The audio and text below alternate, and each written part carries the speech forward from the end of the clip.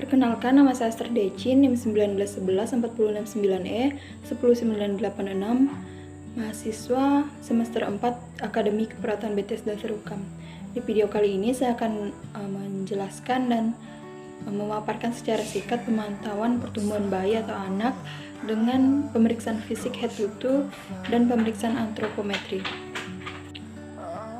Seorang anak dikatakan tumbuh apabila ia bertambah berat dan tinggi setiap harinya. Untuk mengetahui sejauh mana keadaan pertumbuhan anak dan apakah proses pertumbuhan termasuk berjalan normal atau tidak, maka diperlukan pemeriksaan dengan menggunakan parameter tertentu yang telah ditentukan. Parameter yang sering digunakan untuk menilai pertumbuhan anak adalah dengan melakukan pengukuran antropometrik.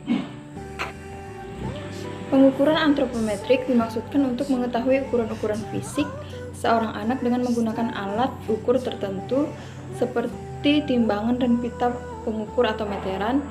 Pemeriksaan pertumbuhan pada anak dapat dilakukan dengan pengukuran tinggi badan, berat badan, lingkar kepala, lingkar dada, lingkar perut, dan lingkar lengan atas. Pengukuran ini juga bisa disebut dengan antropometrik.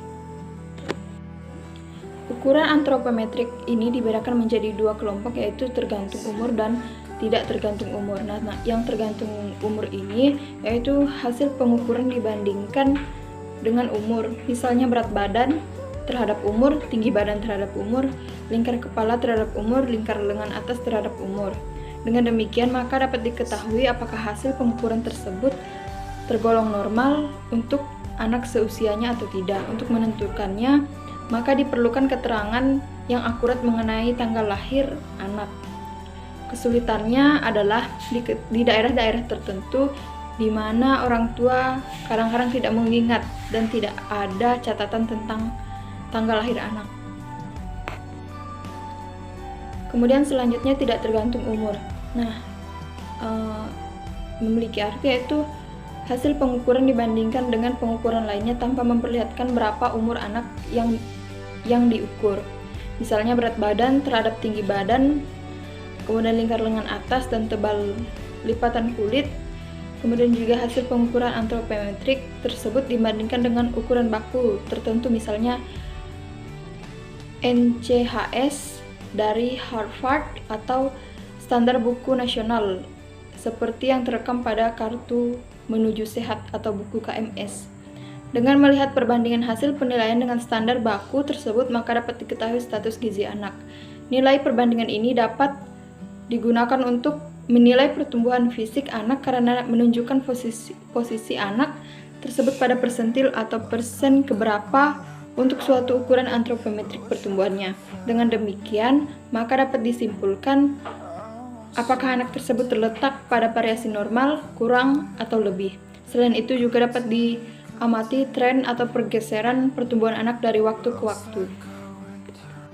Selanjutnya, pemeriksaan antropometri yang paling sering digunakan untuk menentukan keadaan pertumbuhan pada masa balita anak. Yang pertama yaitu berat badan. Merupakan parameter pertumbuhan yang paling sederhana, mudah diukur dan diulang. Berat badan merupakan ukuran yang terpenting yang dipakai pada setiap pemeriksaan penilaian pertumbuhan fisik anak pada semua kelompok umur karena berat badan merupakan indikator yang tepat untuk mengetahui keadaan gizi dan tumbuh kembang anak saat pemeriksaan. Berat badan sangat sensitif terhadap perubahan sedikit saja seperti sakit dan pola makan. Selain itu, dari sisi pelaksanaan, pengukuran berat badan relatif objektif dan dapat diulangi dengan timbangan apa saja, murah dan mudah serta tidak memerlukan waktu lama. Selanjutnya, tinggi badan merupakan ukuran antropometrik kedua yang terpenting. Tinggi badan merupakan indikator yang menggambarkan proses pertumbuhan yang berlangsung dalam kurun waktu relatif lama atau kronis dan berguna untuk mendeteksi gangguan pertumbuhan fisik di masa lampau. Keuntungannya adalah pengukuran objektif, dapat diulang, alat dapat dibuat sendiri, murah dan mudah dibawa. Kerugiannya, perubahan tinggi badan relatif lambat dan sukar untuk mengukur tinggi badan secara tepat. Pengukuran tinggi badan pada anak umur kurang dari 2 tahun dilakukan dengan posisi tidur dan pada anak umur lebih dari 2 tahun dilakukan dengan posisi berdiri. Tinggi badan untuk anak kurang dari 2 tahun sering disebut panjang badan. Selanjutnya, lingkar kepala menggambarkan pertumbuhan otak dari estimasi volume dalam kepala. Lingkar kepala dipengaruhi oleh status gizi anak sampai usia 36 bulan. Selanjutnya, lingkar lengan atas menggambarkan tumbuh kembang jaringan lemak di bawah kulit dan otot yang tidak banyak terpengaruh oleh keadaan cairan tubuh yang dibandingkan dengan berat badan. Lingkar lengan atas lebih sesuai untuk dipakai melalui keadaan untuk menilai keadaan gizi atau tumbuh kembang pada anak kelompok umur prasekolah mulai dari 1 sampai 5 tahun. Pengukuran lingkar lengan atas ini mudah, murah, dan alat bisa dibuat sendiri dan bisa dilakukan oleh siapa saja. Alat yang digunakan biasanya adalah pita ukur elastis, namun penggunaan lingkar lengan atas ini lebih tepat untuk mengidentifikasi anak dengan gangguan gizi atau pertumbuhan fisik yang berat. Selanjutnya, standar operational prosedur pemeriksaan fisik dan antropometri.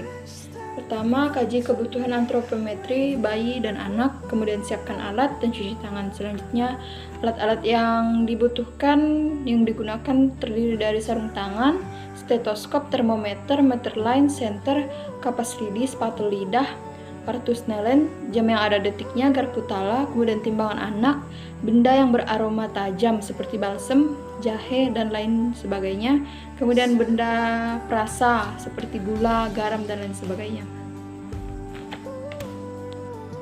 Kemudian semua peralatan yang sudah disiapkan tadi diletakkan di atas nampan yang sudah dialasi.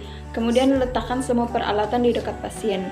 Selanjutnya, persiapan pasien, perkenalkan diri, berikan salam, kemudian jelaskan prosedur atau langkah dan tujuan tindakan pada orang tua atau anak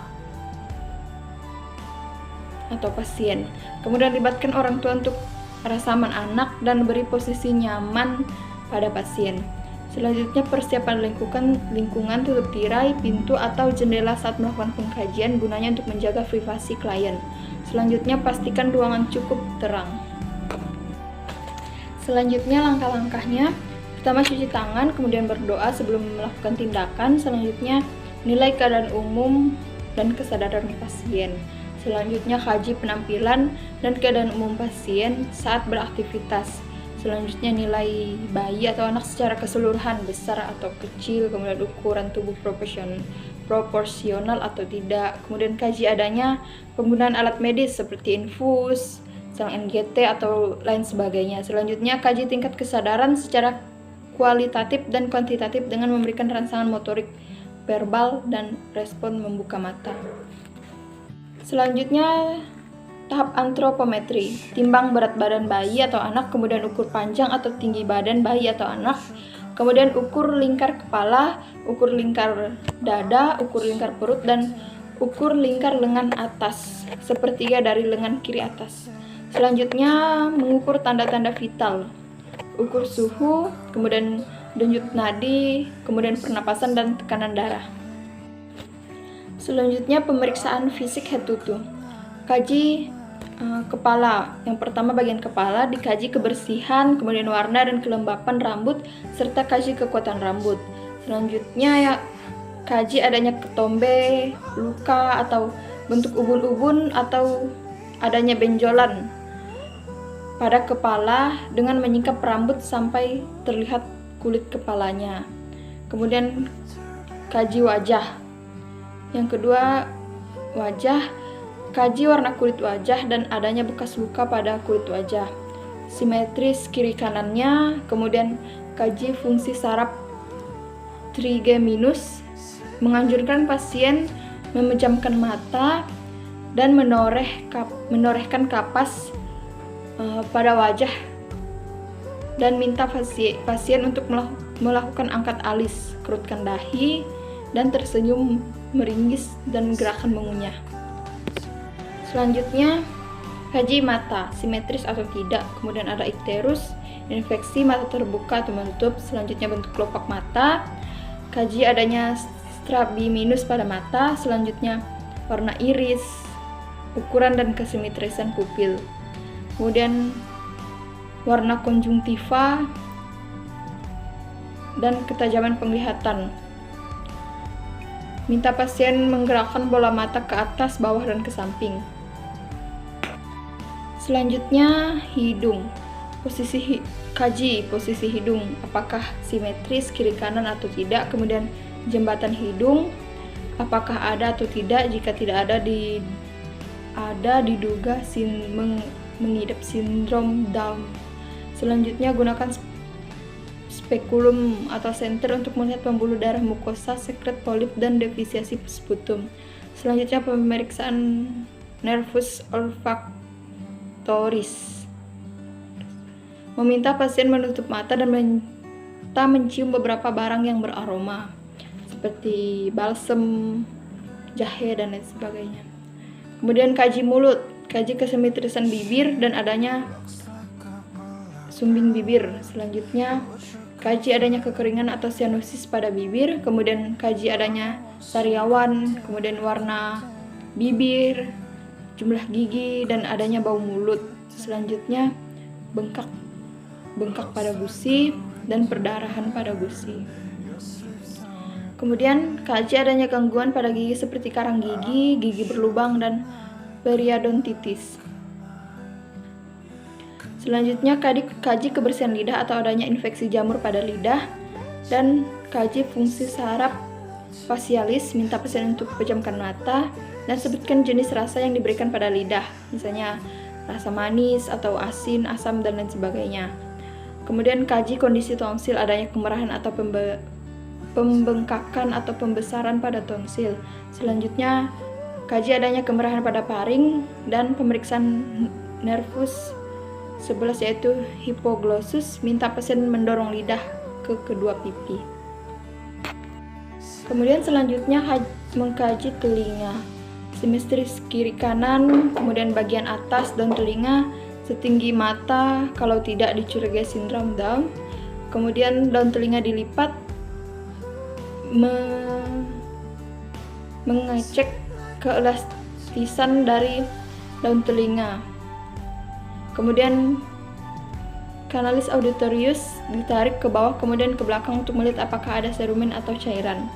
Selanjutnya kaji fungsi saraf akustikus, melakukan tes pendengaran menggunakan Rins, dan Weber.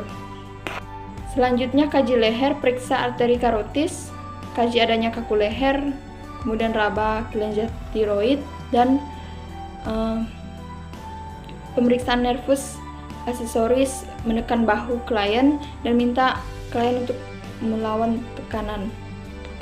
Selanjutnya kaji dada, pertama yaitu paru-paru dengan melihat, menginspeksi bentuk dada, apakah kiri kanannya simetris, kemudian retraksi dinding paru.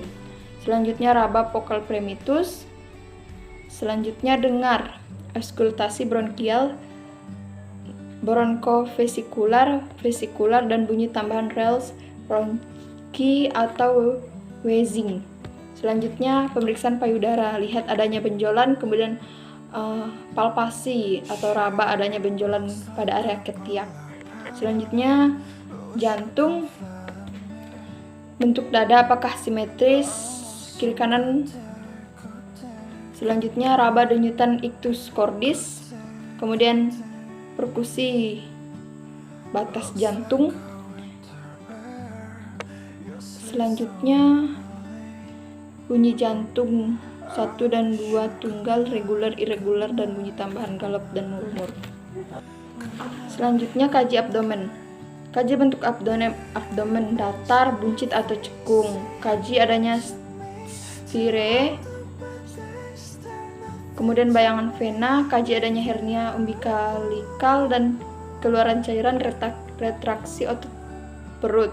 Kemudian auskultasi bising usus. Selanjutnya palpasi hati dan limpa dan perkusi timpani dan hipertimpani. Kemudian kaji bagian punggung. Di bagian punggung susuri tulang belakang, kemudian rib dan humplang dalam posisi membungkuk jika tulang belakang rata atau simetris, sedangkan jika asimetris bahu tinggi sebelah dan vertebra bengkok. Selanjutnya mengkaji genitalia. Kaji kebersihan dan ada tidaknya cairan pada genitalia. Selanjutnya kaji ada tidaknya varises pada vagina wanita. Selanjutnya kaji letak lubang uretra ada atau tidak, dan kaji adanya hernia inguinal pada pasien pria dan wanita serta adanya hernia skrotalis pada pasien pria. Kemudian bagian ekstremitas, pertama ekstremitas atas yaitu tangan, kaji warna dan integritas kulit, kaji bentuk, warna dan kebersihan kuku. Kemudian pada anak, kuku dikebawahkan dan dipatahkan dan tidak patah. Selanjutnya kaji CRT dan kaji adanya tremor, dan yang terakhir yaitu kekuatan otot. Selanjutnya bagian ekstremitas bawah yaitu kaki. Kaji bentuk kaki, apakah sama panjang ukurannya, kemudian warna dan integritas kulit, dan kaji bentuk, warna dan kebersihan kuku. Kemudian kaji bentuk kakinya, apakah talipes atau bengkok ke dalam. Yang terakhir tahap terminasi. Nah, di tahap ini kita akan menyimpulkan kegiatan yang sudah kita lakukan tadi, kemudian evaluasi perasaan klien atau pasiennya, kemudian kontrak untuk kegiatan selanjutnya, bereskan alat, cuci tangan, dan dokumentasikan tindakan dan respon bayi atau anak. Yang terdiri dari waktu pelaksanaan, identitas klien, hasil temuan, dan identitas pemeriksa. Pertama-tama kaji kebutuhan antropometri dan pemeriksaan fisik pada anak. Selanjutnya siapkan alat dan cuci tangan. Setelah itu semua alatnya diletakkan di atas nampan yang sudah dialasi dan letakkan semua peralatan di dekat pasien. Selanjutnya perkenalkan diri dan berikan salam kepada klien dan keluarga. Selamat pagi. Perkenalkan, nama saya Prot Aster. Hari ini saya akan berjaga pukul 7 sampai pukul 15 nanti ya Bu ya. Hari ini kita akan melakukan pemeriksaan antropometri. Nama Ibu siapa Bu? Iya, nama adiknya? Oh, Adek Adul. Iya, Adek Adul. Hari ini kita lakukan pemeriksaan fisik ya Dek ya. Mulai dari kepala sampai ke kaki, kemudian juga mengukur tinggi badan dan berat badan Adek. Bagaimana? Apakah adiknya bersedia? Iya, kalau ibunya bagaimana Bu? Bersedia Bu? Baiklah Bu, kalau begitu nanti pemeriksaan ini akan dilakukan selama 15-20 menit. Nanti mulai dari kepala sampai kaki adiknya akan diperiksa dan diukur berat badan, tinggi badan, dan lingkar lengannya. Kemudian ibu boleh terlibat dalam pemeriksaan ini ya Bu ya, kalau ibu mau. Kemudian selanjutnya berikan posisi nyaman pada pasien. Ibu boleh duduk, kemudian adiknya boleh baring di sini Dek. Baiklah. Selanjutnya persiapkan lingkungan, tutup tirai, pintu, dan jendela saat melakukan pengkajian yang berguna untuk menjaga privasi klien. Kemudian pastikan ruangan cukup terang untuk mempermudah melakukan pemeriksaan. Selanjutnya ke tahap kerja. Pertama cuci tangan.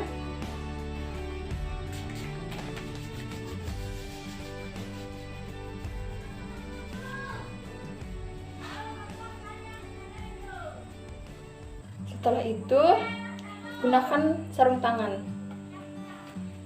Kemudian setelah menggunakan sarung tangan, kita ajak klien untuk berdoa dan untuk mempermudah dan memperlancar kegiatan pemeriksaan. Kemudian nilai keadaan umum pasien dan kesadarannya. Selanjutnya kaji penampilannya dan kemampuan pasien saat beraktivitas, dan nilai bayi atau anak secara keseluruhan, besar kecilnya, kemudian juga ukuran tubuh proporsional atau tidak.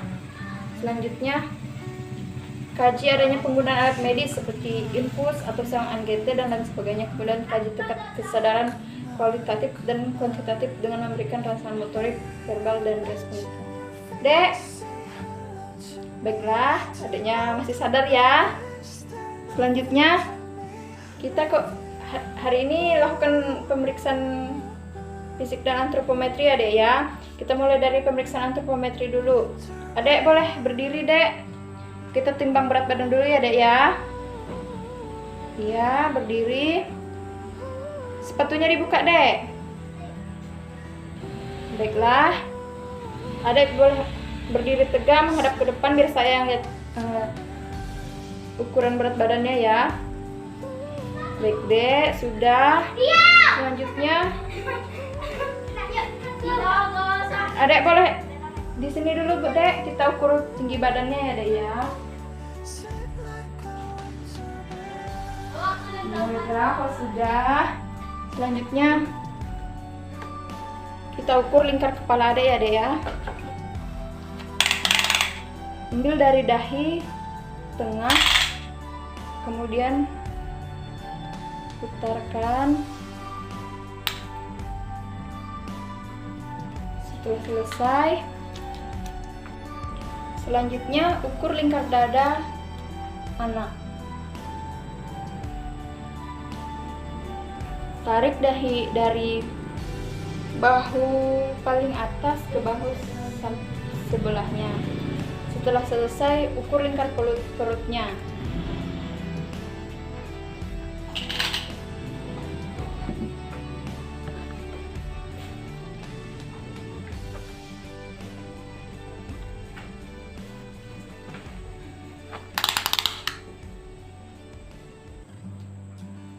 Setelah selesai, kemudian selanjutnya ukur lingkar lengan atas nih, klien.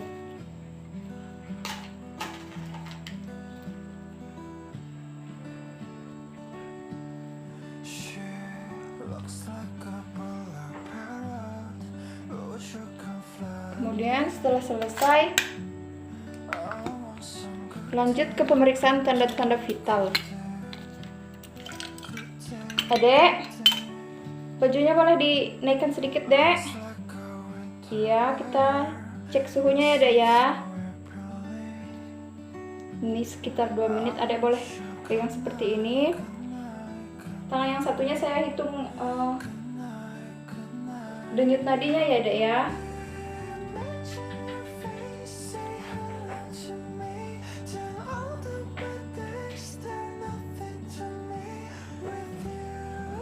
Setelah 1 menit mengukur denyut nadi dan temperatur selama 2 menit, selanjutnya lanjutkan ke pemeriksaan pernapasan. Hitung selama 1 menit menggunakan jam dengan jarum detik.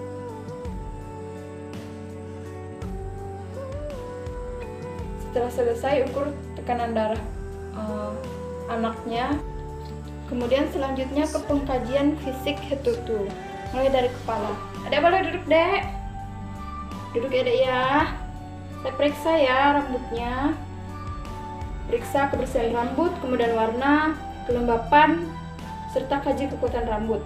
Dan kaji adanya ketombe, luka, bentuk ubun-ubun, atau adanya benjolan pada kepala. Ya dek, rambutnya bersih ya. Buat juga. Ada ketombe, bagus ya dek ya. Selanjutnya duduk terus ya dek ya. Wajahnya simetris, kulit wajah tidak kering, lembab. Selanjutnya adek boleh pejamkan mata. Iya, pejam ya adek ya.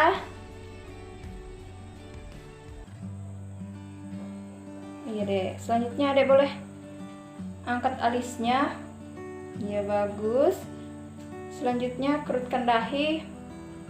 Coba menangis. meringis, tersenyum, gerakan mengunyah. Iya, bagus. Adek tetap duduk ya Dek ya. Selanjutnya saya periksa bagian mata. Matanya simetris ya Dek ya. Tidak ada terus. Kemudian bentuk kelopak matanya bagus, tidak ada masalah, normal. Kemudian warna irisnya hitam ya. Kemudian ukurannya bagus dan simetris pupilnya. Ada terus ada ya. Coba saya lihat konjungtivanya. Iya, bagus ya Dek ya. Selanjutnya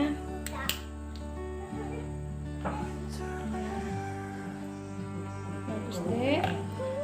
Selanjutnya ada boleh matanya di naikkan ke atas, lalu ke samping dan ke bawah. Iya, bagus. Ada duduk terus ya Dek ya. Selanjutnya kita periksa bagian hidungnya. Hidungnya simetris kiri kanan. Selanjutnya coba tadi hidungnya ada.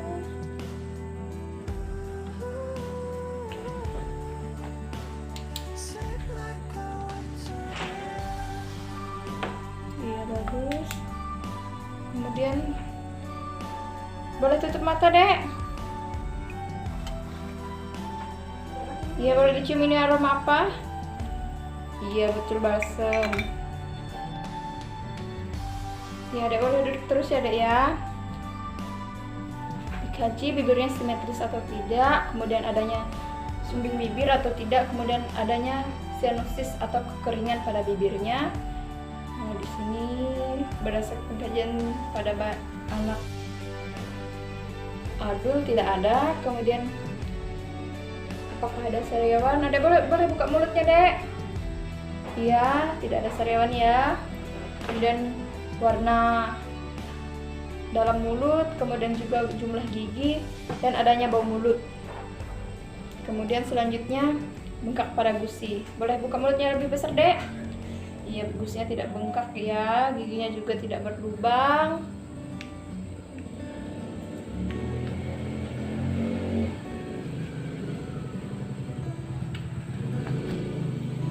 Buka mulutnya lebih besar Dek. Iya, tidak ada karam gigi, giginya juga tidak berlubang. Saya lihat di bagian tonsirnya juga tidak kemerahan. Adek boleh pejamkan matanya Dek. Iya, pejam ya. Keluarkan lidahnya. Rasa apa Dek? Asin atau manis atau masam, bagaimana? Pahit ya? Iya, pahit, saya kasih kopi. Selanjutnya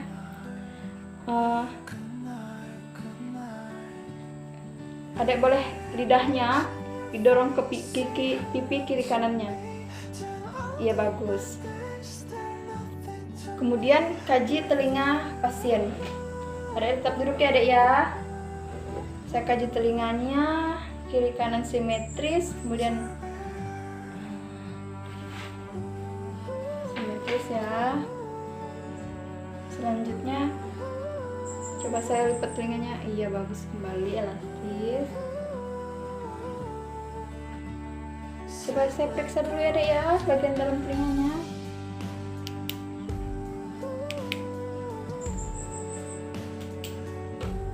Iya, tidak ada serum, tidak ada serumen atau cairan. Kemudian Adek tetap duduk ya Dek ya. Ya, dengarkan Dek ya. Baiklah, Adek tetap duduk ya Dek ya. Kita periksa bagian lehernya.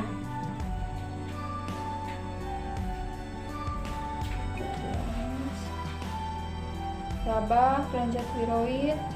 Adek coba menelan Dek. Iya, bagus. Satu kandungnya Dek. Lawan. Iya, bagus. Selanjutnya kaji dada. Adek boleh baring lagi, Dek. Selanjutnya kaji dada bentuk. Dek, bajunya kakak buka ya, Dek ya.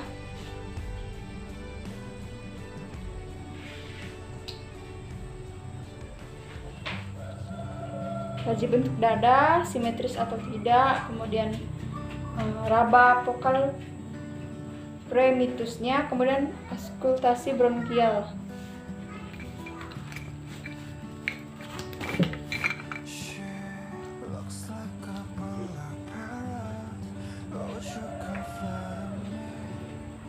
Nah, Dek, tarik nafas, Dek. Hembuskan, iya bagus. Tarik nafas, hembuskan, iya bagus. Selanjutnya, lihat bentuk payudaranya. Ada atau tidak benjolan, dan kemudian jika ada diraba apakah sudah besar atau belum. Kemudian juga diraba bagian ketiak untuk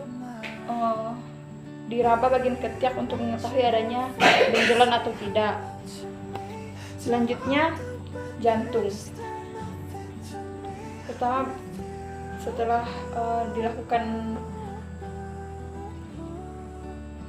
pengkajian terhadap kesimetrisan dada, selanjutnya raba denyut icterus cordis dan perkusi batas jantung. Saya ketuk ya, Dek ya.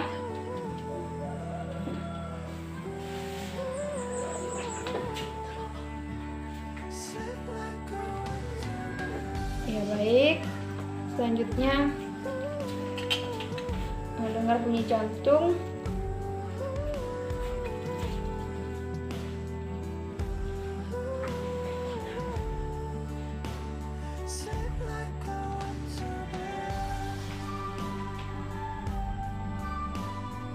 Baik, bagus, tidak ada bunyi tambahan. Selanjutnya kaji bagian abdomen. Kaji bagian abdomen.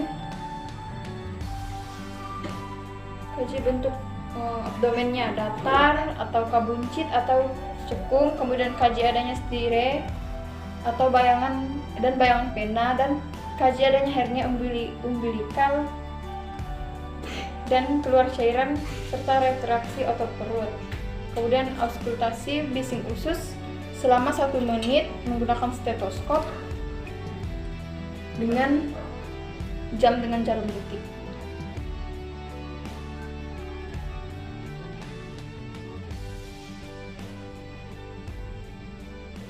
Setelah 1 menit dan setelah dilakukan auskultasi terhadap abdomen, selanjutnya palpasi hati dan limpa.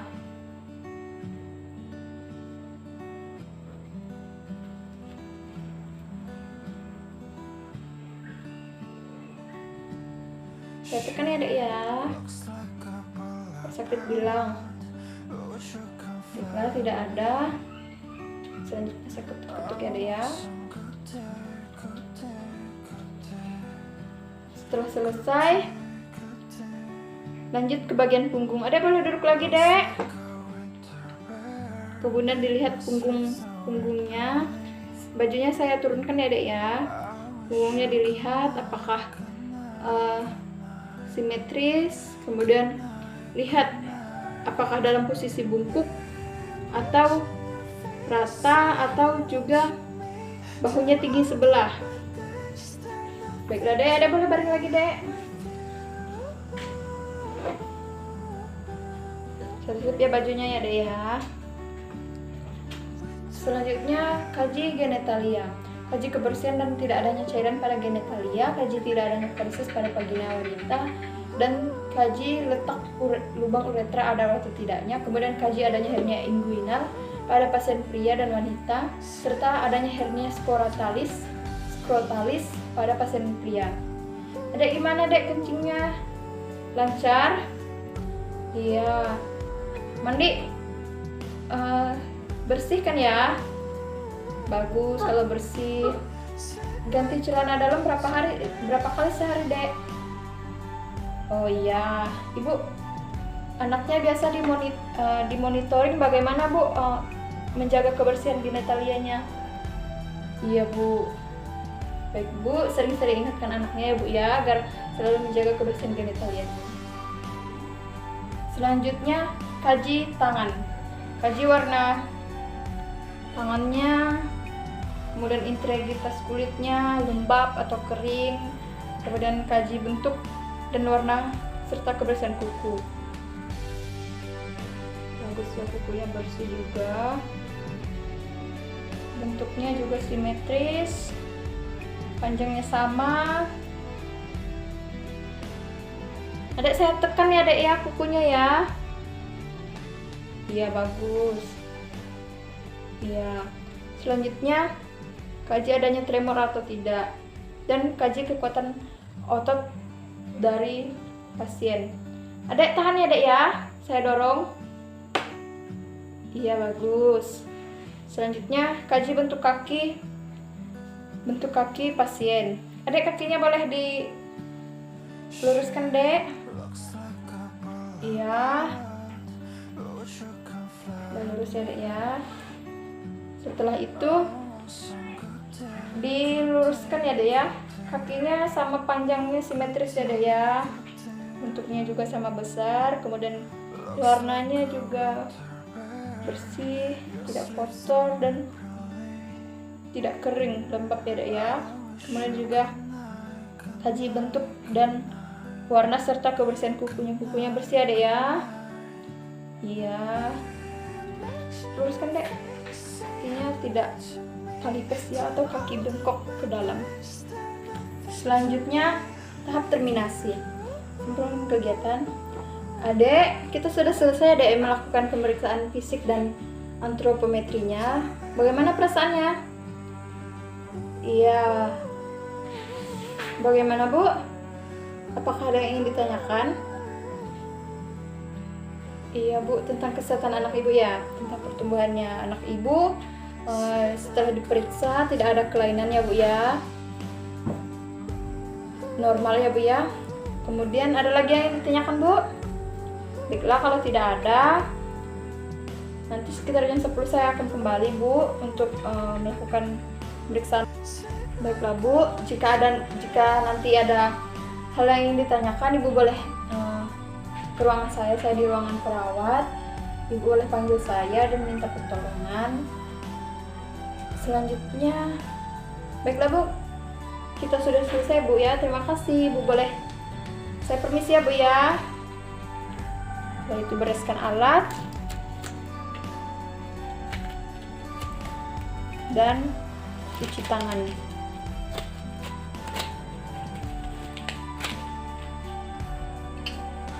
Kemudian cuci tangan.